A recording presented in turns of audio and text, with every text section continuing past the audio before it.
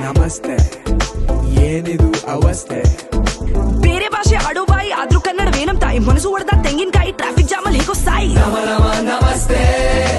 ಏನಿದು ಅವಸ್ಥೆ ಇದೇನು ಹಂಪ ಇಲ್ಲ ಸಮಾಧಿನ ಯಾಕಿಷ್ಟು ರಂಪ ಸ್ವಲ್ಪ